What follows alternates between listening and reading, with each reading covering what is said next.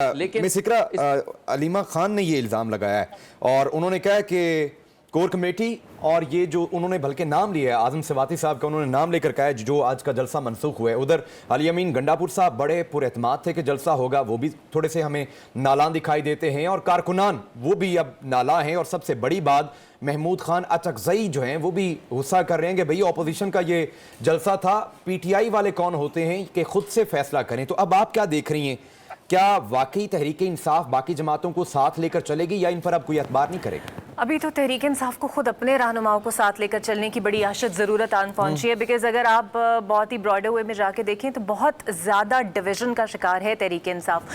पहली बात तो जिस तरह आमिर कह रहे थे कि अब हमारे पास कुछ एग्रेसिव अप्रोच रखने वाले नहीं हैं और आज जो मरवत साहब है उन्हें गिरफ्तार कर लिया गया। फिलहाल जो सिचुएशन है आप इतना एग्रेशन बर्दाश्त भी नहीं कर सकते। लेकिन मुझे तो ये लगता है अलीमा खान साहिबा और उनकी पार्टी के रहनुमा भी एक पेज पर मौजूद नहीं है। मतलब एक बड़े मजायका खेज बात है, वो कह रहे थे कि किसके कहने पर आज़म सवाती गए और किसके कहने पर उन्होंने मुलाकात कर ली और कौन सुबह सुबह उन्हें बानी पीटीआई से मिलने देता है।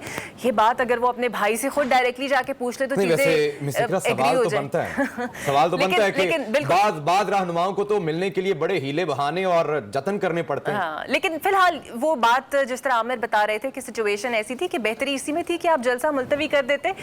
लेकिन बात यहाँ पर यह है कि पीटीआई अंदरूनी डिवीजन का शिकार बहुत ज्यादा है। आपकी जो केपी हुकूमत है, खुद बानी पीटीआई ने आज भी कहा कि मैं उन तमाम लोगों को देख रहा हूं जो हमारी हुकूमत के अंदर ही रहकर साजिश करने में मसरूफ हैं कि केपी हुकूमत गिर जाए। सो केपी हुकूमत आपकी अलाइन नहीं है, वहां पर लोग आपसे नाला हैं।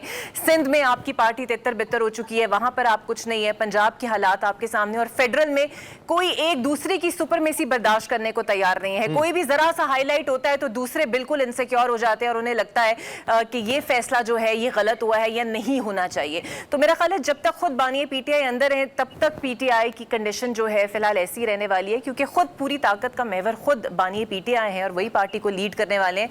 कतई नजर इससे जलसा होना हो, आज हमारे वजीर आला केपी की एक वीडियो बहुत ज्यादा वायरल हुई है जहां पर वो जलसे में लोगों को पैसे देते हुए नजर आ रहे हैं। उन्होंने कहा कि जलसा होना हो, पैसे लोगों तक पहुंच जाने चाहिए। ठीक है, मिस इकरा ने इनसिक्योरिटी की बात की, अनवर रजा साहब, तो क्या ये इनसिक्योरिटी हुकूमत को भी है? हुकूमत की कोई मजबूरी है कि रात को नोटिफिकेशन जो है वो मुअत्तल किया जाता है? बानी पीटीआई तो सुबह कहते हैं ना कि जलसा हम नहीं करेंगे, लेकिन रात को हुकूमत ने नोटिफिकेशन मुअत्तल किया। पीटीआई की मजीद मकबूलियत का डर है या फिर हुकूमत जाने का? देखिए, पहली बात तो यह है कि पाकिस्तान तहरीक इंसाफ ने जो मौजूदा सियासी हालात है उसके नजर ये फैसला किया कि उन्होंने जलसा मनसूख करना है। अच्छा, चूंकि इस फैसले से मुतालिक जो दीगर लीडरशिप है उसको मालूम नहीं था और आज़म सवाती ने मुलाकात की, खान साहब ने ये फैसला किया।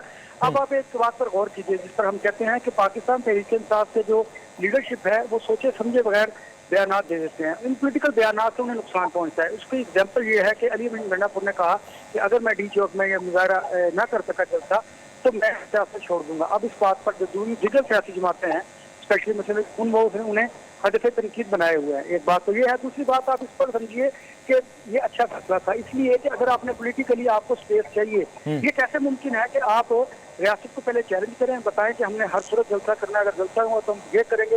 देखिए, धमकी रियासत को नहीं दी जाती, जलसे करने के ये तरीके नहीं है। आईने पाकिस्तान में यही लिखा कि पुरअमन जलसा करने से पहले आप रियासत को चैलेंज करें। लिहाजा ये वही मुहरकात हैं, वही वाक़यात हैं, वही हालात हैं जिसकी वजह से पाकिस्तान तहरीक इंसाफ आज इस नहज पर पहुंची है। उनके अंदर कोऑर्डिनेशन की कमी है, उनके जो सेकंड ईयर जो लीडरशिप है वो एक दूसरे को एक्सेप्ट नहीं करती। देखिए, शेर अफजल मरवत जो है, अब आप जरा गौर कीजिए, बहुत सारी क़यादत ऐसी भी है जो चाहती है कि उन्हें जल्द से पहले गिरफ्तार कर लिया जाए ताकि वो पाकिस्तान जो बानी पीटीआई हैं उनके सामने हीरो बनकर खुद को पेश करे। बहुत ज्यादा चीजें जो हैं वो अजीब सी कैफियत का शिकार है। पाकिस्तान तहरीक इंसाफ इनको कैसे काउंटर कर सकती है, कैसे इन पर काबू पा सकती है? क्योंकि ताकत का मंबा एक शख्स है जिसका नाम है इमरान खान, जो इस वक्त जेल में है। बाकी कोई किसी की ना तो फैसले मानने को तैयार है और ना किसी की कोई क़यादत लीडरशिप तस्लीम करने को तैयार है। आप देखिए कि एक के बाद दूसरे के बाद तीसरी लीडरशिप जो है वो मीडिया पर आती है और बताती है कि बानी पीटीआई से नहीं मिल सकते, पार्टी में हमारे फैसलों की हैसियत थी, फैसले पता नहीं कौन करता है। आज देख लीजिए बानी पीटीआई के जो हमशीरा हैं अलीमा साहिबा, उनका स्टेटमेंट देख लीजिए।